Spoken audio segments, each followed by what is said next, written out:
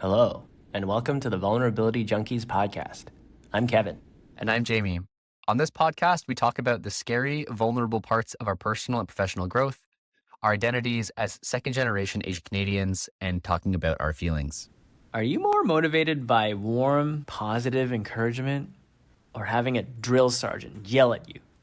In today's episode, Kevin gives an update on his journey processing, integrating, and embodying more compassionate self-talk and giving himself the space to have more fun in life. Let's get into it.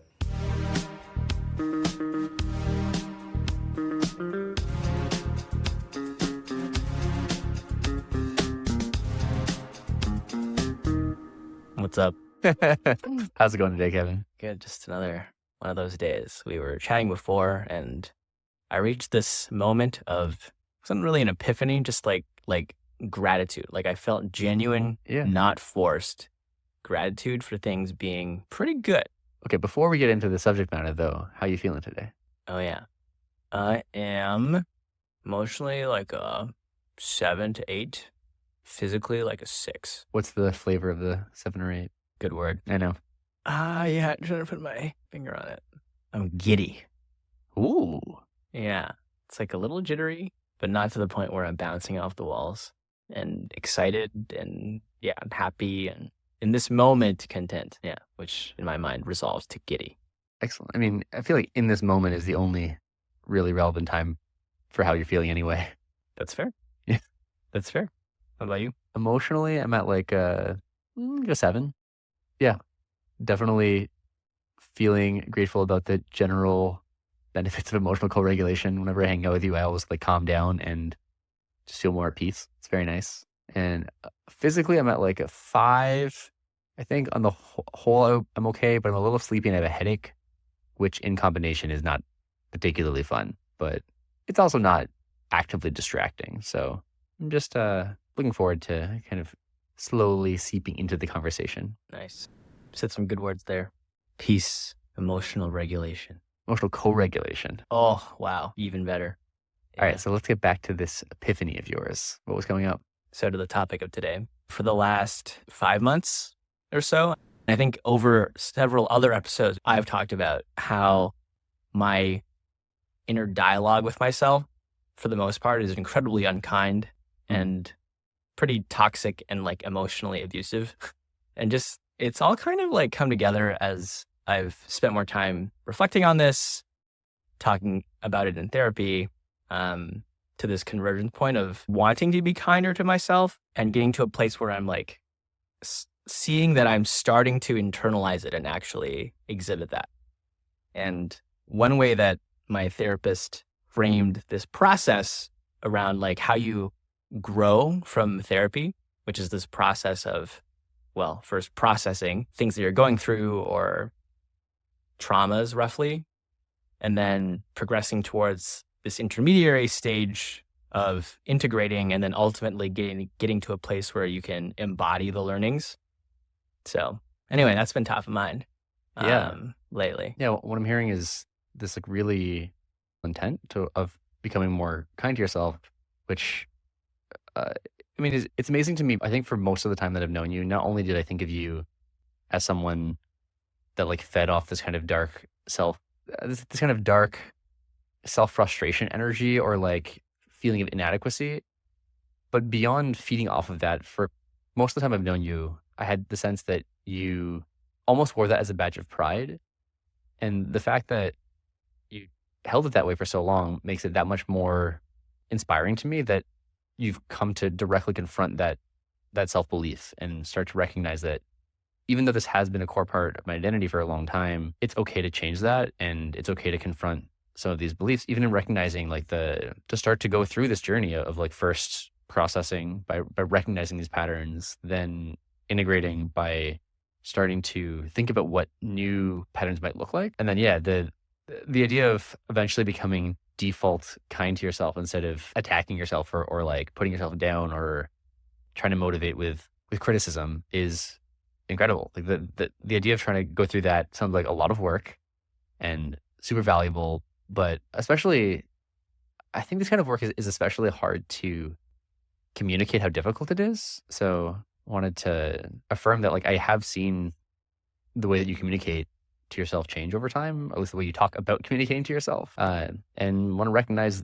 how much work that is. And I'm really glad you're doing it. Thanks, man.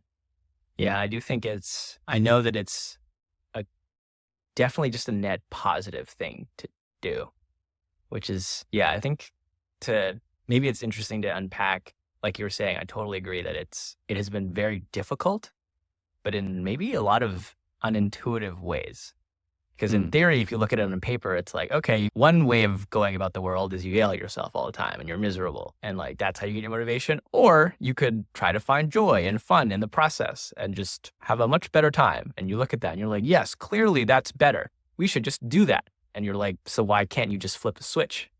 You know, it just Yeah. makes so much sense. If once you're able to rationalize these two things, why would you ever choose the former? Right. But it actually has been really hard. I think, well, the processing bit it's hard in the therapy way, where you have to confront your own fears and confront your own inadequacies and Mm. dig up past trauma and memories. There was definitely a lot of fear and a lot of it's like the unknown, right? It's like that you're just afraid to look at all these flaws that you might have. Like you look in the mirror essentially. Mhm. And then beyond that, you have to go back in time and look at the mirror that like across like a time horizon and like also start to, for me, like recognize the ways that my parents had like the best intentions, Yeah. but like between how they were communicating it, between how I was interpreting it, it just kind of got twisted in a way, Yeah. which for me, the most specific example around this case is that I guess my parents were immigrants. Definitely things were hard growing up. And I think their bottom line was always just survival and Mhm. making sure that everyone was baseline okay and that there was always food on the table, things like that. And so their mindset was always just like, you need to work really hard to like make sure that you're going to be okay and your future is secure. And so the focus, what I saw growing up was just they were working all the time. I think my dad first had me like start reading books about time management when I was like 8 or Whoa. 9 years old, things like that, right? And then like one key inflection point was at some point up until grade 6 or so, I would say I was like kind of a very mediocre slash borderline bad student in school. And at some point they decided, all right, it's time for this kid to like get his butt into shape. Mm. So they sat me down and they kind of had this coaching session with me where they like explained that, you know, it is possible for you to excel in school and get good grades. And we're going to show you. And what they did was they sat me down and they coached me through this process. Like I remember that year in 7th grade, we had this one really year-long research project that was like a big part of our mark. Mhm. And they're like, we are going to crush this assignment. And then here's how you're going to do it. And they just like sat me down, drew up a huge timeline of how like we marked down the key dates.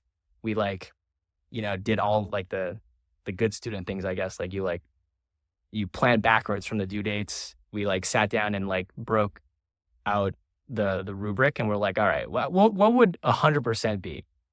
And then we would like we would add to the rubric essentially and be like, okay, based on this rubric, this is 100%. What would 110% look like?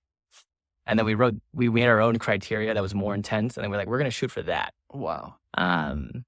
Yeah. And so it was like just this rigorous, very intense, like multiple drafts, multiple reviews. We're going to rigorously prepare and knock it out of the park. And I did. And so that was kind of a key cementing moment for me. But that was interestingly enough, like I always thought of that as like a great, like eye-opening moment of, oh, this is how you work hard. Mm. But that was also kind of the seed that started this idea that like, you need to set goals that are like, you need to shoot for 110% in order to guarantee success. And also the more, I don't want to say sinister, but the more interesting thought that got planted there is that like, there was a formula that you can follow to essentially remove the possibility of failure. And one of the key components of this is that I got really used to that the ability to like work, like the coupling, the tight coupling of being able to work hard in this way where you just push yourself to the max and beyond, it also means that you don't have to be afraid of the possibility of failure anymore. And I think in school that was true. But then once I left school and that little sandbox environment, that entire framework just like fell off a cliff essentially. Interesting. Yeah, there's a lot to tease apart in Yeah. I mean, I guess one way of looking at it is this experiment that um, your parents like helped you run, and I mean, helped you run is maybe putting it a little lightly, like pushed you down this path.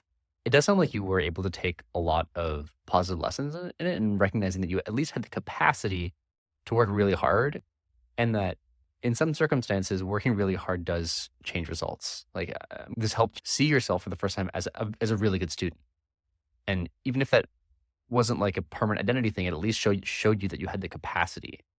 Um, and that sounds pretty powerful. Maybe let's just start there, and then we'll start to tease apart more things. But do you think it's true that that was one of the first times where you were able to like have this clear self perception as a good student? Yeah, I think it did wonders for my, like, at least in the short term, even though in hindsight, I view it as like this foundation that is built on like a straw, where it's like in this very controlled sandbox environment, it does in fact work. Like when your environment where you're literally given a rubric that defines this is what 100% means, then you can optimize the crap out of it and then just work really hard towards that goal in this systematic way, follow the algorithm, so to speak, and then you will be successful. Within that, the confines of that, I think it did wonders for my like sense of self, confidence, Hmm. ego, because it gave me this sense that like, oh yes, I am a very competent person, or I can be a very competent person. So I can imagine arriving at that in two pretty different paths. One is the more encouraging path of like, hey, we really believe you can do this. It does require hard work, but like we really believe that like that you have this in you, that like all of the necessary pieces are really at your disposal. And that perspective actually sounds like it can be quite healthy and more aligned with the kind of self-kindness directed growth that I think you're moving towards now. But it sounds like somehow along the way, you learned a very different lesson than that created more of this like negative feedback loop, as I think what you viewed for quite a while as a necessary component of growth. So beyond just like charting this course and showing you the possibility, like what do you think in that experience created this perception that you needed the negative reinforcement? Yeah, I think it was the kind of the way that the lessons were delivered. I don't know if this is a cultural thing maybe, but definitely a big part of the upbringing that I had, my parents being Chinese, was just like this idea of like in Chinese the characters are roughly like your like ability to like eat bitterness Oh yeah. or eat hardship is like it's just like presented as the way that Mm, you succeed or like the way that you differentiate yourself or the way that you become better than your peers. mm, It's like mm, presented as strict. It's mm. directly proportional to the amount of suffering you go through, and that's just how it was like framed. I see. So it wasn't just showing you that it was possible. It was that another lesson that was delivered in parallel is that the way to do this is to increase your tolerance for suffering. That was the conclusion that I kind of stitched together over time. That Mm, like if the two are correlated, then that means if I push on one, then in theory the other one also goes up, right? Like the motivating fuel to grind really hard mhm. was that yeah, like it's going to be hard, it's going to be tough, but the more you push through, the better the results. So So I mean, if you had the opportunity to like go back and reshape that experience, talk to childhood you, and you still wanted little Kevin to walk away with this understanding, you can reach much further than you thought you could without embodying this perception that the only way to do that is to suffer. What would you have wanted to say to him? I think I would have advocated for balance. The counterbalance that I see that I would have wanted that I didn't have was just like an appreciation for or the ability to let myself have fun as well Mm, versus being in this constant work grind suffering mode. And that was definitely something that was foreign, I think, to my parents And that definitely showed up in how I was raised as a kid as well. There was like a lot of times where like, I don't know, I did the classic, like I like to play video games and stuff. And like, that was always just framed as like being bad. Mm. Like there was a element of guilt or maybe like small amounts of shame associated with doing things that I found fun. I would get kind of like smacked on the wrist and yelled at every time that I like wanted to like have fun essentially. Mm-hmm. And between like, yeah, playing video games for too long, going out, hanging out with friends and stuff, like that was something that my parents always like, it's more intense than discouraged. They would just like, I got punished for doing that kind of, or I would get yelled at for like, why don't you like focus on work instead and be more productive? Like these things are a waste of time. Like fun is a waste of time essentially. And that's something that persists, that idea really took root and like grew. Cause like you might have heard me say this in past podcast episodes, like I'm bad at having fun. Like I struggle to not feel guilt when I take time to just hang out with people or to like watch a movie or watch shows and stuff like that. And that still persists today. So it's the combination of those things. And I think one thing is definitely I would have wanted to go back and just tell little Kevin, like, hey, it's okay to have fun. Like you should seek that out. It's definitely recharging and helps you stay in the game for longer. And it's kind of a better way of pursuing excellence. Like we've talked about this a lot, actually, this idea that like all the people that are like the best in the world at what they do, one big part of it is that they love doing those things. Yeah. And that there's like this intrinsic motivation that like is a positive feedback loop that just fuels itself over time. And that's what allows them to dedicate so many hours. Like, I guess in theory, like obviously there's ups and downs every day, but yeah, so that it's self-sustaining and it's just net like over a long time horizon, like more effective too. So yeah. So it sounds like one of the really poisonous things you learned, success and achievement sits in opposition to having fun. Yes. And I can see how that kind of would really drive like a negative feedback loop where as soon as you start reaching for the act of pursuing the fun feels like antithetical to achievement. Mm-hmm.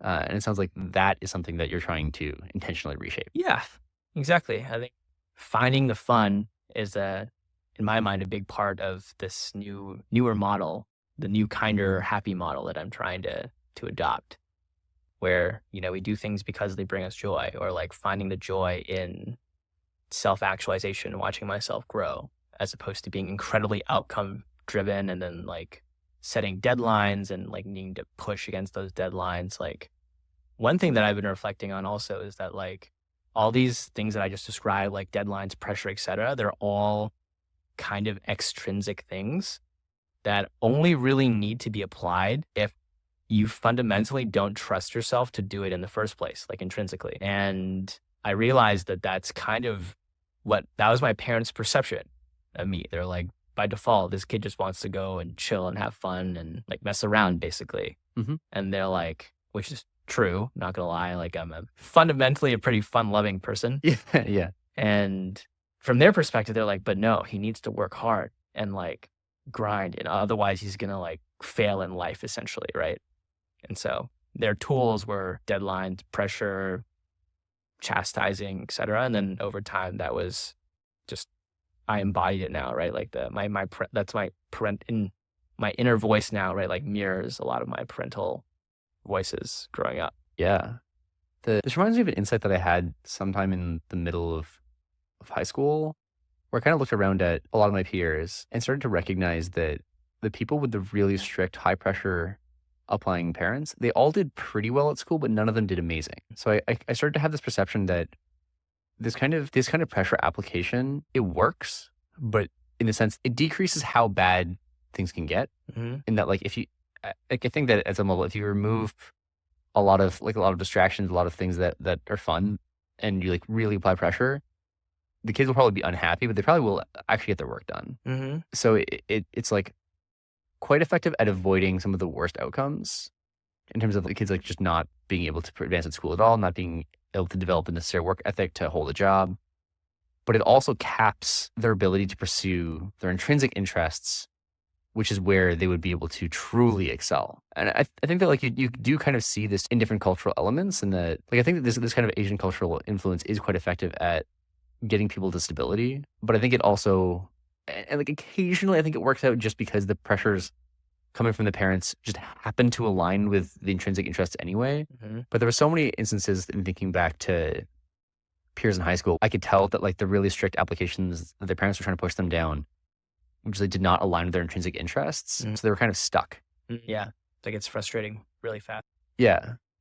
Now that I'm saying this out loud, like I have done this to myself in a weird way. There are things I noticed like I'm intrinsically pulled towards, and that I'm kind of walling those off for myself because it's like not necessarily in the direction of growth that I want.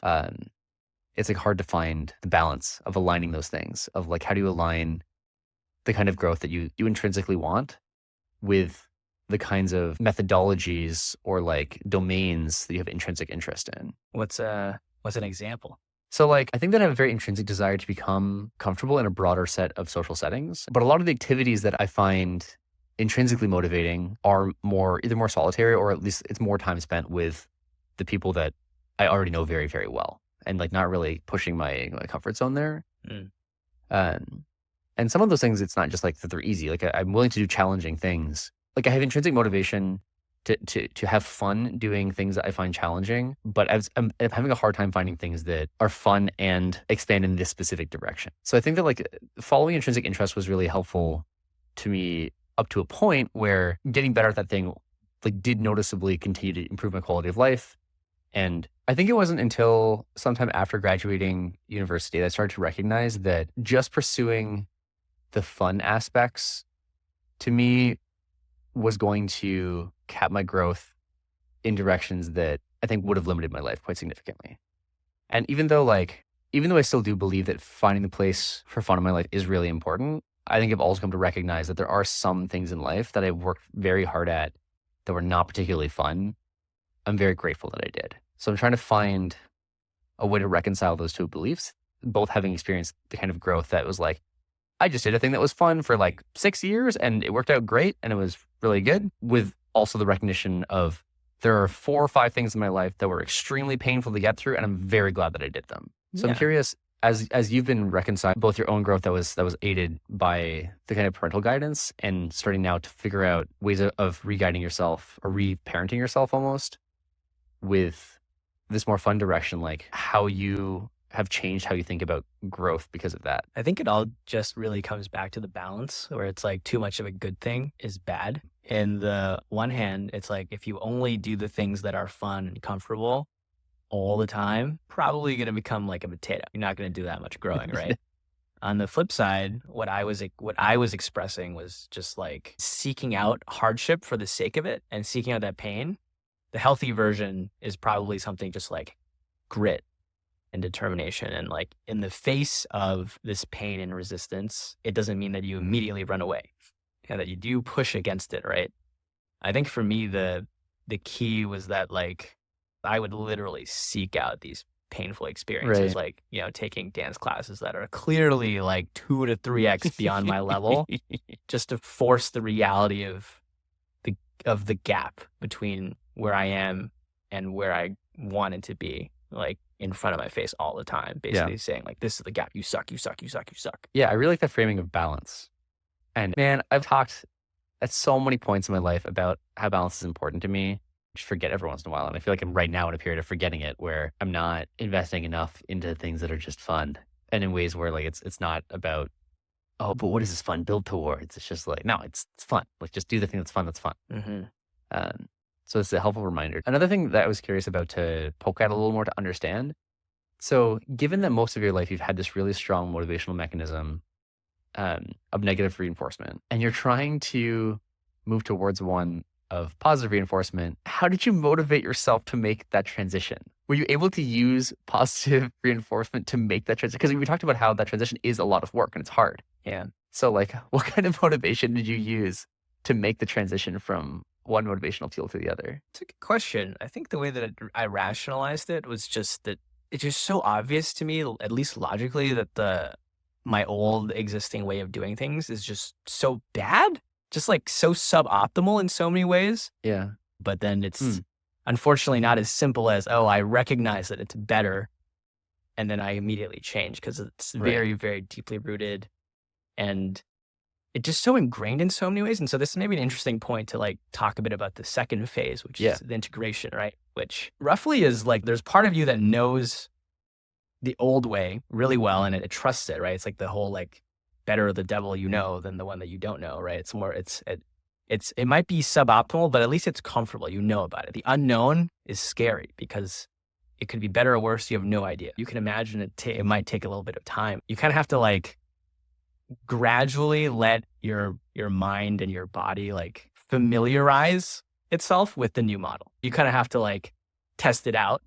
And in practice, the way that I've been experiencing is that I just kind of have these like existential crisis kind of moments where I'll start trying to lean into some of these more healthier practices of giving myself encouragement and be patient with myself, giving myself time to just, oh man, like maybe I was planning to like write a YouTube script, for example, but today I'm just really, really tired and I can't muster it up the focus or the strength to do it. Instead of yelling at myself, being like, wow, like why do you suck? Why can't you just do this thing?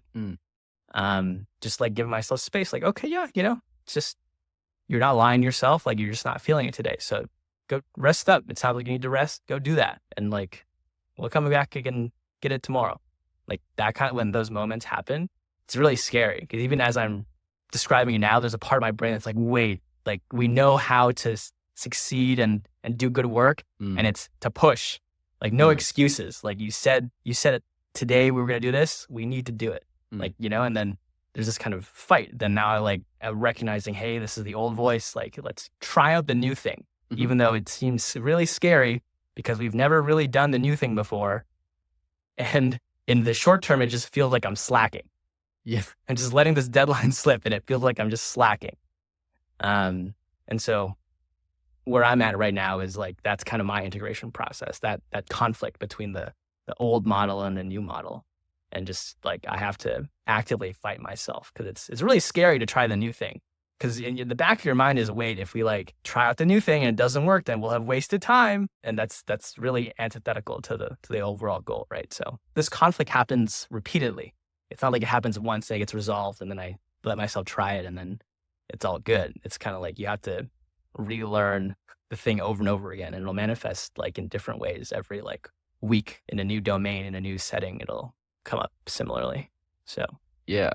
Well, yeah, this is very relatable. I think that the phase you're talking about now, this integration step, recognizing the old way, it has problems, but still not fully accepting and fully believing that the new method is better mhm. is really scary. Because like before when you're mentioning this whole idea of devil you know versus devil you don't know, I think that I was like feeling it in the more abstract sense of like, yeah, you don't know the new things. For something as fundamental as motivation to do things, letting go of the old way, I now can more viscerally feel is because even though you know the problems with it, even though you can see ways in which old patterns have made you unhealthy or unhappy, you also have some sense of how bad things can get. Like, you know what the floor looks like. You know that, like, even though there's like a lot of up and down, even though you have a sense that things could be better, you know you know how bad things can get when they're as bad as they can. And it might be that that's an acceptable level of bad. Right. You're able to accept what the lowest lows look like under that mode of operation, Mhm. but you have no idea what the lowest lows look like with the new mode of operation. Exactly. And I mean, that could be like in like a day-to-day sense, but it also could be like in a year-to-year sense. Like the idea of applying this like kindness, the self-kindness methodology for like a couple years, then for me anyway, I would have this deep fear of like, what if I didn't do anything in those years? What if I look back Yeah. on those 2 years, like I am not where I want to be? Yeah. You could. The risk is, but like you'll look back and like, man, I wasted those years. Right. Yeah. So how are you managing the fear that comes with that uncertainty? It's really hard. I think you focus on fighting the individual instances of the battle. I think every time it comes up, the conflict comes up, you get stressed out, you kind of just revisit everything that you processed, revisit all of these things that you know conceptually to be true. Mm, And then it takes a boatload of courage to be willing to risk it, right? Like I think from the processing and from talking to people and from rationalizing, that's what gives you the conviction that we think this is, like, for me, that pursuing a motivational model that is predicated on kindness and patience and self-love, essentially, seems strictly better. And then from there, you just have to kind of hold on to that to like fight the individual, like micro conflict of however it's manifesting, right? And that's kind of what I focus on. Just like, yeah, believing in a way that it's by living it out truly, that it over a long time horizon, it'll be net positive. In day to day, these micro battles you're talking about, Mm-hmm. I think what you're saying is that in the moment of those conflicts, you have to reach back for some kind of deep conviction, deep belief. And I think for what you're saying at the moment is this recognition of how much wasted energy there is in taking the like self-attack approach to motivation. Yeah, I guess like to maybe be a little more precise, there's two caveats. One is that these micro conflicts, I don't always win them. Mm. Sometimes I regress into my old patterns Mm-hmm. in those moments where it's like, man, should I like just give myself space to relax and recover? Sometimes I'll just be like, no, I've maybe I've done it twice in a row already. Like we gotta go. Yeah. We gotta push today. And I think the other key, and this is again part of the integration process where I mentioned that your body just needs to test and see what happens. I think a lot of the process is also like letting yourself lose, quote unquote, those battles sometimes and just watching what happens. Because the thought is like, oh, like I don't think I need to recover. Like I think I can just push through and that would be better. Mm. And then, all right, go try pushing through and see what happens. And I mean, you can be genuine about it too. Like in hindsight, I have the benefit of hindsight and knowing that like that leads to burnout. Yeah. But then like, if truly this part of you that wants to verify, then just go forth and see if you burn out and just have the awareness to check in on that. For me, this thought of this new path has entered the realm of my conception for maybe like 5 months. And it's fighting against a practice that has been trained for like 15 years, you know? So it's a 15-year-old versus a 5-month-old. It's like, it's going to take some time for me to really invest in building up this new, kinder voice before it can really, compete on even footing with the not so healthy voice and eventually, win. Yeah. Yeah. What's coming up for me in describing this, like I have this like picture in my head where it's not just these two different forces in you that are fighting. It's not just about like, do I use positive reinforcement or negative reinforcement, and then like these halves of you fighting each other. It's actually like these are each parts of you, Mhm. but crucially, there's another part of you that is the observer. Yeah. That can be like, they like these two. I don't know why I'm picturing this, but I'm picturing these like these two little kids that are like arguing over which way to go, and then there's like the parent. And the parent could just like take sides, but alternatively, the parent can be like, all right, like this time we're gonna do what like this kid wants, and you're both gonna do it together. And I'm going to come with you, but I want you to pay attention to what's happening, like, and like to remember what happens here.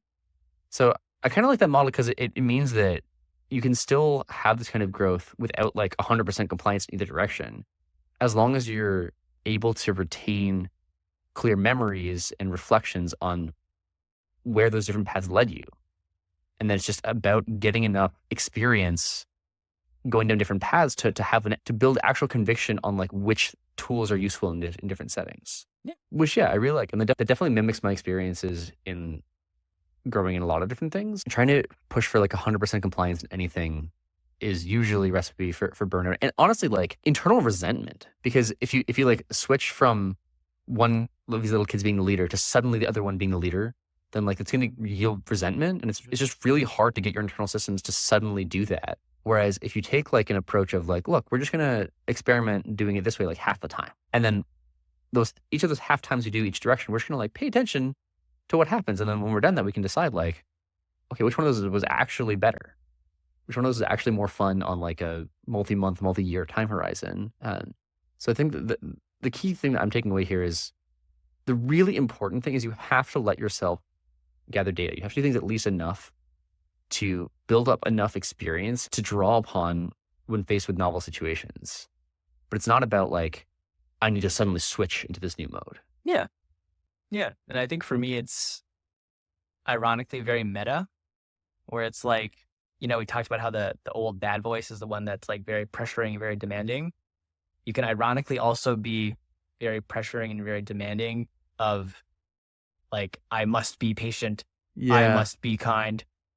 Yeah. It is a funny thing to think about. Like forcing yourself to always be kind to yourself is just another form of pressure. Exactly. Yeah. Because really the what you're aiming for is to like let your body learn Yeah. that there's a better way. And sometimes it involves like letting it like experiment with the painful or the suboptimal path. Yeah. It's also helpful for the other way, right? For, a little bit of humility here. It's also good to check your assumptions because, you could have high conviction in the wrong thing. Yeah. And this process like also lets you show yourself when you're wrong. It's kind of neat. I look forward to hearing more about your reflections once you edge towards the embodiment stage, because it sounds like right now you're kind of in the thick of the integration. Yeah, for sure. There's like so many conflicts that are coming up. When it's Friday night and you have the option of working harder or going to hang out with like friends, there's definitely a strong voice in my head that's like, man, normal people, they would be hanging out. But if you cannot do what normal people do and hang out and instead work harder, that's what'll make you excel. Which it's interesting that I actually like logically think that that's kind of true. You need to sacrifice in order to achieve extraordinary results. But I think for me now that it's like a layer deeper than that of, do I actually want to do this? Do I feel motivated in the moment to work a little harder today on my YouTube channel or on editing a podcast? Or is part of me really screaming out for, hey, I'm like burnt out, I need to like go recharge? That's the kind of the state of my integration where like I can have those moments with myself now. I also used to not trust myself I used to not trust the answers that I gave to myself because I was like, what if I'm lying to myself? What if I'm just like telling myself, oh yeah, like I'm tired so that like I can go hang out with friends and like it's a cop out? That's also something that was like ingrained into me from my parents actually. Because again, they never trusted that I would actually sit down and work hard of my own accord. And they were always asking like, are you tired right now? Or are you just like running away from doing work? Because I had that as a kid where I was like, man, I'm really tired. I don't want to do work right now. I'm really tired. I want to take a nap. Yeah. And they would question that. Right. And that's like, I'm making that connection right now, actually, that like, that's also where it comes from. So. Yeah. I mean, I think for me, when I'm in a level headset, that I think that's, I'll do the thing where like I just tried doing it for 5 minutes, and then if the answer is actually I'm really tired and I'm burnt out, then after the 5 minutes of actually doing it, I will still have the same answer. And then at that point, I think it crucially, I will actually let myself not work anymore. And then sometimes I discover like, oh, actually, I'm not that tired. I was just distracted. And then once I focus, I'm fine. Nice. The other thing I wanted to reflect on, I've heard that quote about, in order to achieve extraordinary outcomes, you need extraordinary methods. I think that's true, but I think that one thing that people dramatically underestimate how extraordinary it is to have small, consistent effort over very long spans of time. Yes. I think the time thing is key. Because I think that what people usually view that the only lens they view it through is you need intensity. You need maximum intensity. Right. In this one moment. Right. Like, in order for you to be extraordinary, you need to work out for this 3 months, like 12 hours a day. Right. But the reality is if you do like an hour 3 times a week for like 5 years, that can also yield extraordinary results because it is legitimately extraordinary because most people quit. Yeah. So sometimes all it means to be extraordinary is to not quit and do intentional practice. I like that. And the combination of not quitting and intentional practice can yield really impressive outcomes. Kind of frustrating because usually those impressive outcomes don't come until 5 or 6 years down the road. Maybe that's why the patience thing works out. Yeah. As long as you're patient with yourself, give yourself space. It also gives you the room to keep going. And then I think I like that a lot, actually. Yeah. I mean, I don't want to, when I said over a long period of time, intentional practice, I do think that both ingredients are really important. And I think people misunderstand both of these things. I think like on the one side, people like, I have to do like the most intense training program as possible, which I don't think is guided from a healthy place. And I don't think it's the only way of achieving results. On the other side, people will be like, oh, I need to like do the normal thing and just like go about my regular day without having to think about it too hard. I think that's also wrong. Because I think without the intentional reflection, and like this is the intentional practice, you also don't really grow. Like I think, for instance, like doing an hour badminton training like 3 times a week for a couple of years, you'll get really, really good if you're doing training. Mm-hmm. But I played for like, I don't know, probably 5 or 6 hours a week for like a couple of years. And I probably got like marginally better Mm. because I wasn't intentionally practicing. Mm. But I think that if I had intentionally practiced for the same amount of hours, it honestly probably would have been less fun. So I know why I didn't do that. It's all to say that I think that you need both of these ingredients to have these kind of extraordinary outcomes. Yeah, it's coming up for me now is a related thing that I thought of that is related to this whole negative self-talk thing, which is as part of the framework that my parents taught me for how to be successful within the school system is I was very accustomed to this idea that there is a right answer. And I still subconsciously seek that in everything that I do today. There is some definition of like the right or the best YouTube video. There is like a version of me, like Kevin, the product manager at work, that is like the right and the best version that I subconsciously, my framing of progression is to seek that thing, that best version. Ah, And I beat myself up a lot. This is the negative self-talk part. Like yeah. when I can't find the right quote unquote answer, like the equivalent of 100% or 110%, when I can't find it, I beat myself up a lot. And one thing that my friend was telling me over the weekend was this: in outside of a sandboxed environment like school, Mm-hmm. there is only ever better. Mm. There's no semblance of the right answer or the best answer. It's really just increments on a spectrum of betterness. And that's all you can really seek on a Yeah. day-to-day basis, just like to be a little bit better than you were before. And I think also another facet I think that school unhelpfully instills in us is that improvement is single dimensional.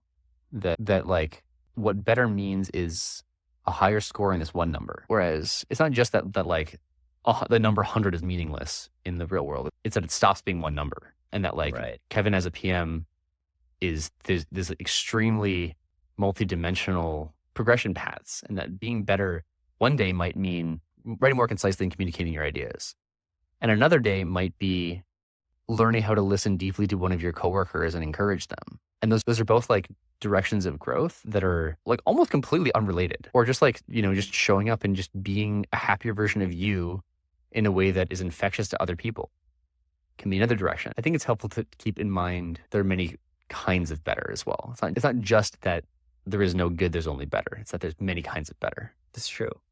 You go from being relatively unidimensional to like a very complicated multivariate situation. Yeah. So like, I mean, one way in which that might actually manifest in showing up at work is when you have that frustration, like, man, like I can't show up as like good Kevin or even like better Kevin. You can think of like, what form can I show up in today that I can still be proud of?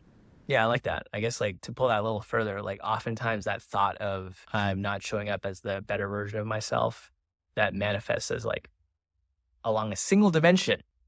We are maybe not showing up as good as we could be, but like also pay attention to all the other dimensions. Right. So for instance, if like in the past, I have seen coworkers like show up in a way that they just like weren't not as energetic as normal. Mm. But on those days, they might, for instance, say like, "Hey, like I'm really tired today," and just be honest about that. And then in another way, that's like showing up in a positive way that helps breed a kind of psychological safety. Whereas they could have just been silently grumpy the whole day, but they chose a different direction that was available to them, even when the direction of be the hype man was not available. Did they choose the path of vulnerability? I think they chose the path of vulnerability. Yeah. Yeah. I think that has definitely played a role in this journey for sure. I think I would definitely in the processing stage would not have been able to uncover as much as I did if I wasn't willing to be open and vulnerable to like think through these things. And yeah, there's definitely a little bit of it.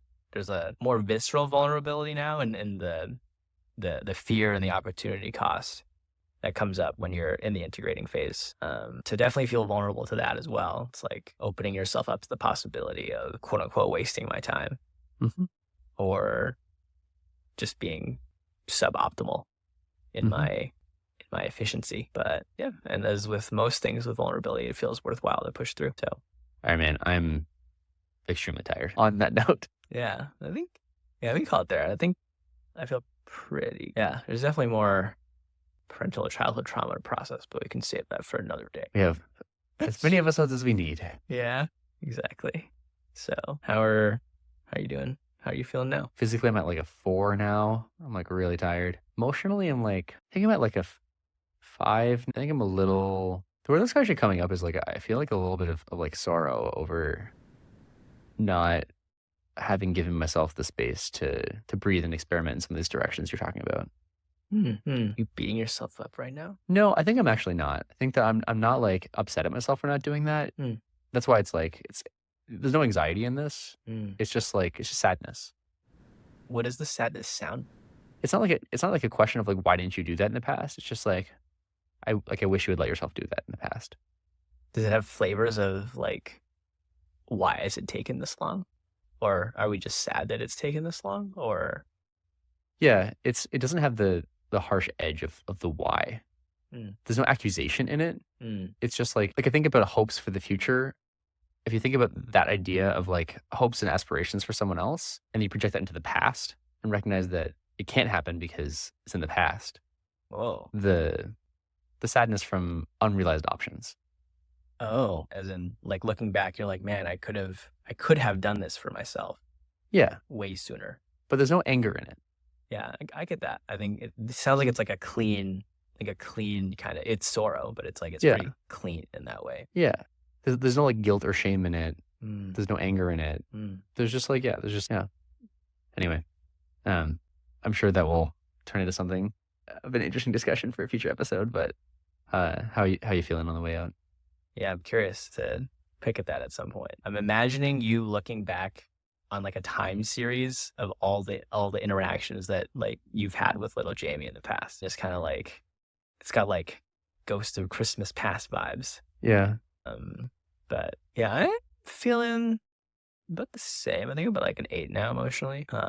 Always good to talk through things with you and come to new realizations as well.